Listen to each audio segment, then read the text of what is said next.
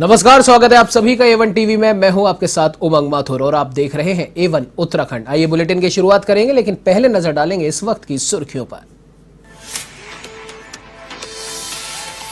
2025 में कैसा हो उत्तराखंड पर बोधिसत्व विचार श्रृंखला आयोजित कार्यक्रम में मुख्यमंत्री पुष्कर सिंह धामी रहे मौजूद। कहा, उत्तराखंड को देश का श्रेष्ठ राज्य बनाने के होंगे प्रयास।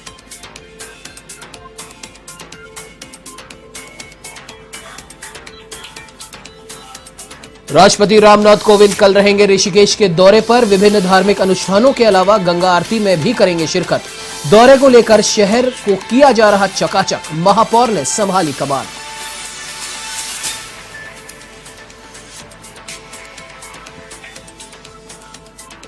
उत्तराखंड में फिर बढ़ा कोरोना का ग्राफ। देहरादून में इंदिरा गांधी राष्ट्रीय वन अकादमी मिड टर्म ट्रेनिंग के लिए 10 आईएफएस अफसर निकले कोरोना से संक्रमित। एफआरआई एकेडमी सेंटर एक हफ्ते के लिए किया बंद।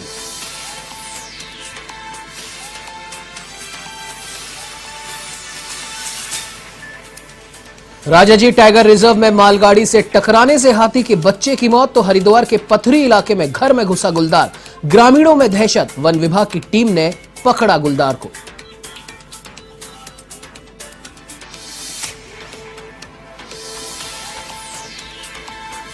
अल्मोड़ा जिला बार एसोसिएशन का शताब्दी वर्ष पूर्ण, सांसद प्रदीप टमटा ने किया 2 दिवसीय समारोह का उद्घाटन। उपनेता करण मेहरा, नगर पालिका अध्यक्ष प्रकाश जोशी भी रहे मौजूद।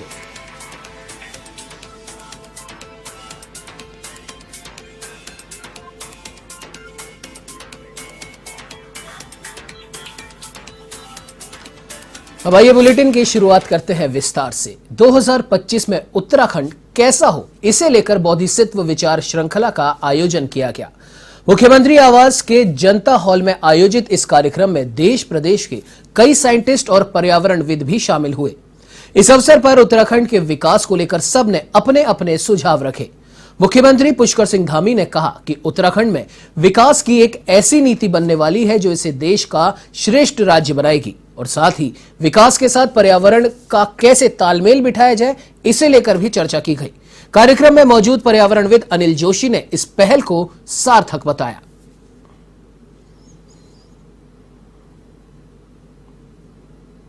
सरकार के वैज्ञानिक सलाहकार राघवन जी हैं, साथ में बहुत सारे वैज्ञानिक हैं, विभिन्न क्षेत्रों के डायरेक्टर हैं, निदेशक हैं, कुलपति हैं और विशिष्ट क्षेत्रों में काम करने वाले हमारे पद्म विभूषण पद्मश्री अनिल जोशी जी हैं। सभी लोगों के विचार इसमें आ रहे हैं और एक विचार श्रृंखला कि हमारा राज्य 2025 में जब 25 वर्ष का होगा तो कैसे ये देश का श्रेष्ठ राज्यों में से एक राज्य बने, उसके लिए सबके विचार लिए जा रहे हैं और उसी विचार श्रृंखला को हम आगे तक भी चलाएंगे। आज 4 सेशन इसमें होने वाले हैं। अभी ये पहला सेशन चल रहा है, उसके बाद 3 सेशन और चलेंगे और जो श्रृंखला में जो भी विचार आएंगे उन विचारों को हम लोग आगे कार्य रूप में परिणित करेंगे। इसके लिए विचार उन मुद्दों पर जो कि हिमालय के मुद्दे हैं, उत्तराखंड के मुद्दे, उसके लिए जो सामूहिक मंथन चिंतन की आज शुरुआत रखी है, नींव रखी गई है।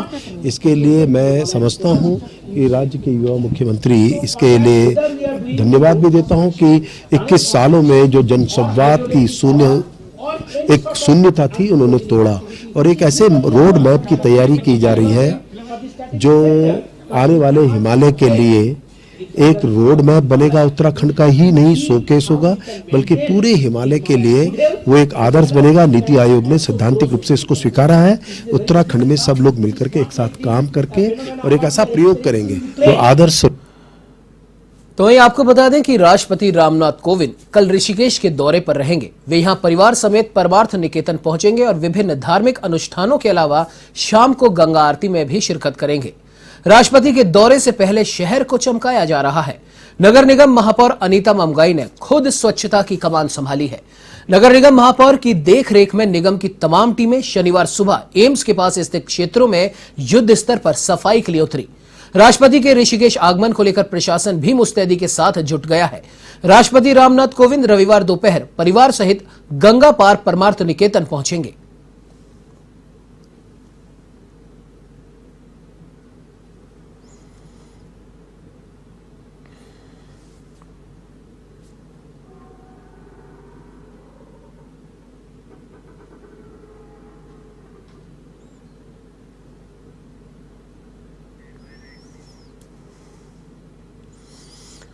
उत्तराखंड में एक बार फिर से कोरोना वायरस संक्रमण के बढ़ते ग्राफ ने चिंताएं बढ़ा दी हैं। राजधानी देहरादून में इंदिरा गांधी राष्ट्रीय वन एकेडमी में मिड टर्म ट्रेनिंग के लिए पहुंचे 10 आईएफएस अधिकारी कोरोना पॉजिटिव मिले हैं और इसे देखते हुए यहां एक हफ्ते के लिए आमजन और पर्यटकों के प्रवेश पर रोक लगाई गई है। फिलहाल अगले आदेश तक कोई भी संक्रमित अधिकारी यहां से बाहरी क्षेत्र में प्रवेश नहीं कर पाएगा।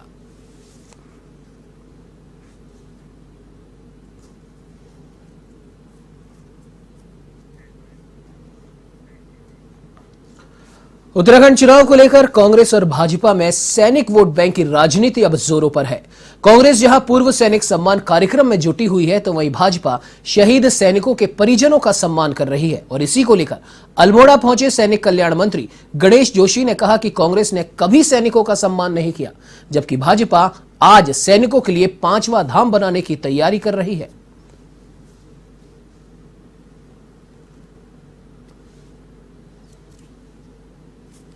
अब कांग्रेस सैनिकों का कितना सम्मान करती है ये तो आप हमसे बेहतर जानते हैं। जिस वन रैंक वन पेंशन की मैं बात कर रहा हूं, कांग्रेस की लगातार कांग्रेस की सरकार थी और उसमें भी 35 साल एक ही परिवार की सरकार थी। और जब कांग्रेस सत्ता से बाहर जा रही थी तो 500 करोड़ का पैकेज उन्होंने वन रैंक वन पेंशन के लिए दिया। और जब हमने वन रैंक वन पेंशन लागू की, 20,400 करोड़ रुपया खर्च हुआ, लेकिन हम वन रैंक वन पेंशन को लागू किया। तो इससे पता लग जाता है कि कांग्रेस सैनिकों का कितना सम्मान करती है।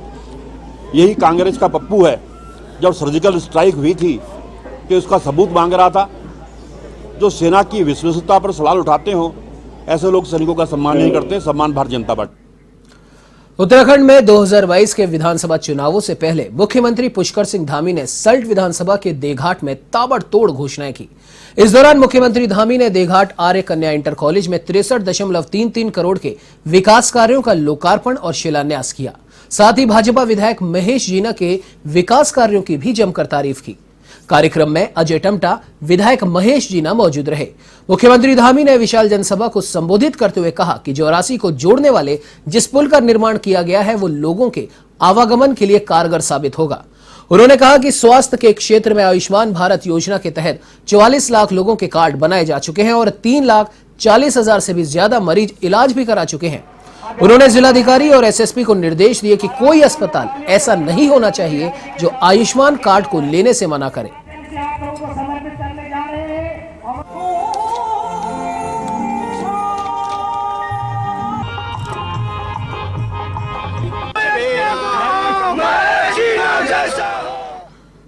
उत्तराखंड कांग्रेस के पूर्व प्रदेश अध्यक्ष किशोर उपाध्याय ने खुद को नजरअंदाज करने के आरोप लगाए हैं। उन्होंने पूर्व मुख्यमंत्री हरीश रावत पर उनकी अनदेखी करने और पार्टी से अलग समझने के आरोप लगाए। उन्होंने कहा कि उनके तजुर्बे और मेहनत के मुताबिक कांग्रेस ने उन्हें सम्मान नहीं दिया। किशोर उपाध्याय से खास बातचीत की हमारे संवाददाता यशराज आनंद ने। आज हमारे साथ हैं उत्तराखंड कांग्रेस के पूर्व अध्यक्ष और उत्तराखंड कांग्रेस के कद्दावर नेता किशोर उपाध्याय जी। आइए इनसे जानते हैं कि कांग्रेस किस तरीके की रणनीति बना रही है और कांग्रेस में किस तरीके का उछाल चल रहा है। विधानसभा चुनाव में आपकी तैयारी किस प्रकार की है सर? नहीं, हमारी आज भी बैठक हुई है और उसमें किस तरह से जो हमारे स्क्रीनिंग कमेटी के जो चेयरमैन हैं, उनके साथ के जो सदस्य हैं, हमारी जो कोर कमेटी है उसकी बैठक हुई है। और पार्टी लंबे समय से विभिन्न मुद्दों को लेकर के आंदोलनरत है। उसमें महंगाई के मुद्दे हैं, बेरोजगारी के मुद्दे हैं, भ्रष्टाचार है, तो उनको लेकर के जनता के बीच में जा रही है। और जिस तरह से डबल इंजन ने यहाँ उत्तराखंड में कुछ किया नहीं है, लेकिन हम नकारात्मक मुद्दों पर नहीं बल्कि सकारात्मक मुद्दों पर हम जनता के बीच में जाएंगे। मैंने कल 14 नवंबर को हमारी जो राष्ट्रीय अध्यक्ष हैं सोनिया गांधी जी, उनको चिट्ठी लिखी है और उनसे मैंने 2 निवेदन किए हैं कि हमारा जो आगे आने वाला विधानसभा का चुनाव हो, वो यहाँ के जो उत्तराखंड है वहाँ के लोग सुखी कैसे हो सकते हैं, उसका मैंने उनसे निवेदन किया है। एक तो हमारा जो ओबीसी है, अगर जब मंडल कमीशन बना और मंडल कमीशन के जो पैरामीटर्स हैं उन सब में हम उसके लिए क्वालिफाई करते हैं ओबीसी के लिए। तो एक तो अब केंद्र सरकार ने उसमें नए डायरेक्शंस दिए हैं कि नए लोगों को उसमें शामिल किया जाए। तो पहली मांग ये है कि हमें जो है उत्तराखंडियों को ओबीसी घोषित किया जाए, 27% आरक्षण उनको केंद्र सरकार की सेवाओं में दिया जाए। और दूसरा जो उन्होंने कानून बनाया है कांग्रेस ने, यूपीए गवर्नमेंट ने 2006 में वनाधिकार कानून, जिसमें ये कहा गया है कि हम जितने भी फॉरेस्ट ड्वेलर हैं जो जंगल के बीच में रहते हैं, जैसे आप सामने देख लो सारा का सारा जंगल है, हम लोग भी जंगल के बीच में हैं। और पहले हमारा जो गांव था वो सारा का सारा जंगलों पर आधारित हमारी जिंदगी थी। मेरा सौभाग्य रहा कि मुझे इंदिरा जी, राजीव जी और अब राहुल जी तक और प्रियंका जी के साथ काम करने का मौका मिल रहा है। मैं पिछला चुनाव भी नहीं लड़ना चाहता था, मैं कैटेगरिकली कह रहा हूँ, क्योंकि कहीं थी ही नहीं संभावना चुनाव लड़ने की। इसलिए कि जहाँ से मैं 377 वोट से आ रहा था, मैंने हरीश रावत जी से वायदा किया था कि आप वहाँ के एमएलए को अपने पक्ष में खड़ा करिए, मैं टिहरी में कोई हस्तक्षेप नहीं करूँगा। क्योंकि उस एमएलए की ये शर्त थी कि भाई यहाँ जो है मुझे डिस्टर्ब न किया जाए, और न मैं जो है वहाँ से सहसपुर से चुनाव लड़ना चाहता था। ये पार्टी ने तय किया, सीईसी ने तय किया। और इस बार जो है निश्चित रूप से पार्टी जहाँ से कहेगी वहाँ से चुनाव लड़ेंगे।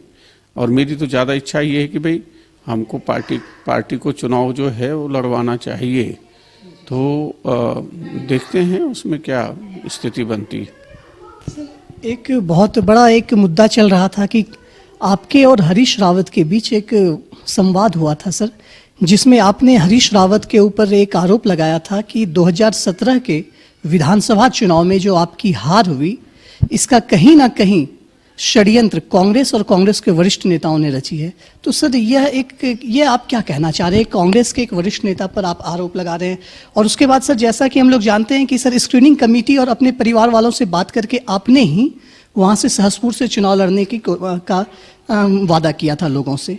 तो सर इस पर आपको किसने कहा कि मैंने अपने परिवार वालों से बात नहीं, स्क्रीनिंग नहीं, मैं कह रहा हूँ कि जो सीईसी है, सेंट्रल इलेक्शन कमेटी है, उसमें ये तय हुआ कि, और उसमें सुझाव हरीश रावत जी का है, मैंने मना किया, मैं नहीं चुनाव लड़ना चाहता।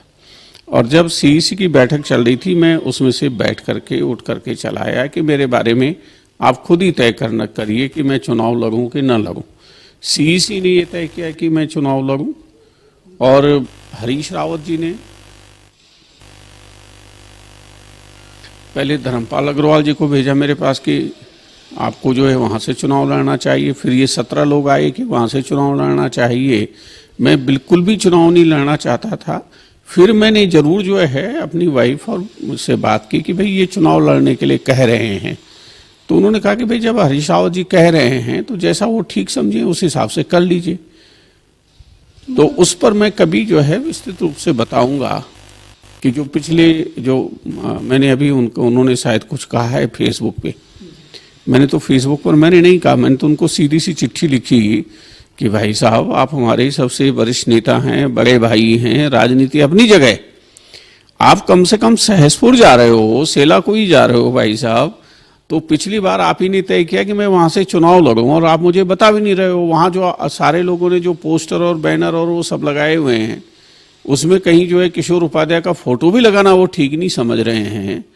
कौन कहाँ से चुनाव लड़ेगा ये हाईकमान तय करेगा, लेकिन कम से कम ऐसा मत करिए। और 2002 में भी हमारे वरिष्ठ नेताओं ने मुझे हरवाने की कोशिश की, हरीश रावत जी ने मेरा पूरा साथ दिया 2002 में, 2007 में, 2012 में। 2012 में एक बड़े नेता ने कई जो है इंडिपेंडेंट कैंडिडेट खड़े किए, इंडिपेंडेंट कैंडिडेट को मदद की। और 17 में मैं ये समझता हूँ कि उस तरह से मैं एक षड्यंत्र का शिकार हो गया, क्योंकि कुछ लोग नहीं चाहते थे कि आर्येंद्र शर्मा चुनाव लड़े, और उसमें मैं फंस गया जो मुझे लगता है। इसलिए मैंने ये कहा, और मैं उनके अभी देखूंगा कि उन्होंने क्या कहा है, उसके बाद मैं उस पर जो है, वो हमारे बड़े भाई हैं, तब उस पर मैं कुछ कहूँगा। जी सर आपका बहुत बहुत धन्यवाद। कैमरामैन आजाद सिंह के साथ मैं यशराज आनंद, भदू। हल्द्वानी में एक कंपनी के नियमित कर्मचारियों ने प्रदेश सरकार के खिलाफ प्रदर्शन किया। उन्होंने नारेबाजी करते हुए बुद्ध पार्क से कालू साई मंदिर तक कैंडल मार्च निकाला। कर्मचारियों ने प्रदेश सरकार पर आरोप लगाते हुए कहा कि सरकार लगातार युवाओं से रोजगार छीनने का काम कर रही है। कई दिनों से कर्मचारी अपनी मांगों को लेकर प्रदर्शन कर रहे हैं, लेकिन सरकार उनकी ओर कोई ध्यान नहीं दे रही। तो वहीं कर्मचारियों के समर्थन में अब कांग्रेस भी आगे आई है। कांग्रेस के वरिष्ठ नेता ललित जोशी ने कर्मचारियों को समर्थन देते हुए कहा, आने वाले दिनों में सदन में इस मुद्दे को उठाया जाएगा।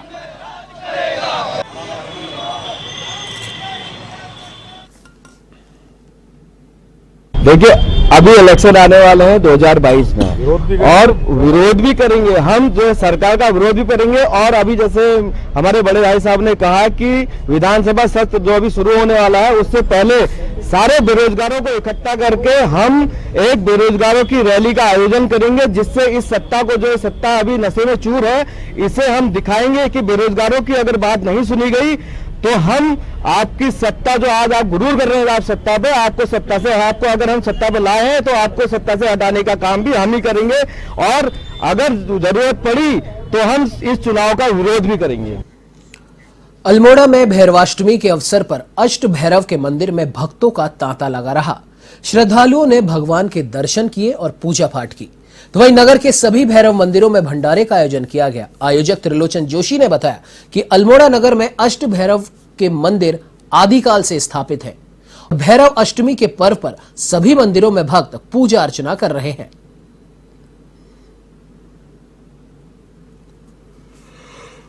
ये अल्मोड़ा वैसे भी सांस्कृतिक और धार्मिक नगरी है, और आज के दिवस जो है यहाँ पर कुछ श्रीकाल महाभैरवाष्टमी का आयोजन हो रहा है। क्योंकि अल्मोड़ा नगर वैसे भी अष्ट भैरव और नवदुर्गों का शहर है, तो यहाँ पर को जो 8 यहाँ पर को भैरव जी के जो मंदिर हैं, उन सारे मंदिरों में आज जो है विशेष पूजन हो रहा है भैरव जी का, और पूजन के साथ साथ महाभंडारे का भी आयोजन हो रहा है। इसी क्रम में यहाँ पर को खुटकुनी भैरव मंदिर है, जो भैरव जी के चरण होते हैं यहाँ, वो स्थान यहाँ पर को है खुटकुनी भैरव मंदिर। और इस भैरव मंदिर में जो है इस समय विशेष पूजन का आयोजन चल रहा है, और साथ ही साथ महाभंडारा चल रहा है, और हजारों श्रद्धालु जो है आज के दिवस जो है भैरव जी के आशीर्वाद को प्राप्त करने के लिए। तो अल्मोड़ा जिला बार एसोसिएशन को 100 वर्ष पूरे होने के अवसर में 2 दिवसीय शताब्दी समारोह का आयोजन किया गया। उदय शंकर एकेडमी में यह कार्यक्रम शुरू हो चुका है। समारोह का उद्घाटन राज्यसभा सांसद प्रदीप टमटा ने किया। इस मौके पर उपनेता प्रतिपक्ष करण मेहरा, नगर पालिका अध्यक्ष प्रकाश जोशी, बार के अध्यक्ष शेखर लकचौरा, उत्तराखंड बार काउंसिल के प्रदेश अध्यक्ष प्रभात शाह सहित जनपद के सभी अधिवक्ता मौजूद रहे। तो वहीं अध्यक्ष प्रभात शाह ने कहा कि ये बार यहाँ का गौरव रहा है। ये प्रदेश का सबसे पुराना बार एसोसिएशन है। बहुत कम लोगों को पता हुआ कि उस समय वकालत की डिग्री भी नहीं मिलती थी। लोगों को 2 साल का एक ट्रेनिंग करके उनको वकील कहते थे। अब तो वकील सबको वकील ही कहते हैं। जो एडवोकेट का हिंदी रूपांतर है वकील और अधिवक्ता है, लेकिन वकील केवल उन लोगों को कहा जाता था जिनको कि शुरू में 3 साल की डिग्री नहीं होती थी, 2 साल की होती थी, और साल भर में भी हो जाते थे। तो वो लोग, उन वकीलों ने शुरू के अल्मोड़ा में उन्होंने बार एसोसिएशन स्थापित करी, और यहाँ एक न्याय व्यवस्था की स्थापना करी। भारत निर्वाचन आयोग टीम की ओर से जसपुर में मतदाता जागरूकता कार्यक्रम का आयोजन किया गया। आपको जानकारी के लिए बता दें कि एसडीएम सीमा विश्वकर्मा के निर्देशन पर पूर्णा ननद तिवारी इंटर कॉलेज में यह कार्यक्रम आयोजित किया गया, जिसमें ईवीएम वीवीपैट का प्रशिक्षण और प्रदर्शन किया गया। तो वहीं आपको बता दें कि इस जागरूकता अभियान में ईवीएम पर लगी भ्रांतियों को दूर करने और निष्पक्ष तरीके से चुनाव करे जाने की जानकारी दी गई। साथ ही सभी मतदाताओं के नाम वोटर लिस्ट में जोड़ने के निर्देश दिए गए।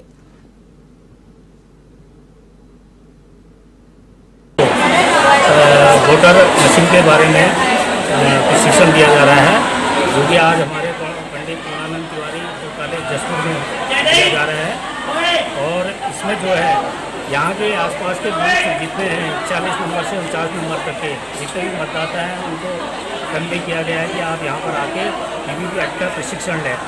कैसे जो है मतदाता अपने वोट को वेरीफाई कर सकता है वीवीपैट मशीन के जरिए, कि जिसको वोट दिया गया उसी कैंडिडेट को वोट जा रहा है, उसकी वेरीफाई की पर्ची जो है वीवीपैट मशीन से उसको सामने दिखाई देती है। इस चीज़ का प्रशिक्षण। चलिए बढ़ते अगली खबर की ओर। हरिद्वार के पथरी क्षेत्र के ऐथल गांव में घर के अंदर गुलदार घुसने का मामला सामने आया, जिससे क्षेत्र में दहशत का माहौल बना हुआ है।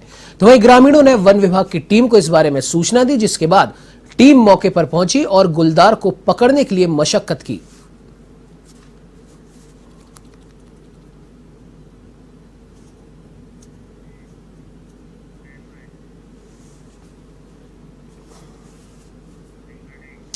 खबर उत्तराखंड के हरिद्वार से है, जहां राजाजी टाइगर रिजर्व में एक मालगाड़ी से टकराकर हाथी के बच्चे की मौत हो गई। जानकारी के मुताबिक हाथियों का झुंड रेलवे ट्रैक पर था। उसी दौरान एक मालगाड़ी वहां से गुजरी, जिससे 5 वर्षीय नर हाथी ट्रेन से टकरा गया और उसकी मौके पर ही मृत्यु हो गई। इस घटना के बाद से पार्क महकमे में हड़कंप मच गया। रेंज अधिकारी महेंद्र गिरी जे ने बताया कि इस मार्ग पर लगातार गश्त की जाती है। ये ट्रैक बहुत लंबा है, हाथी कब कहां से ट्रैक पार करे ये पता ही नहीं होता।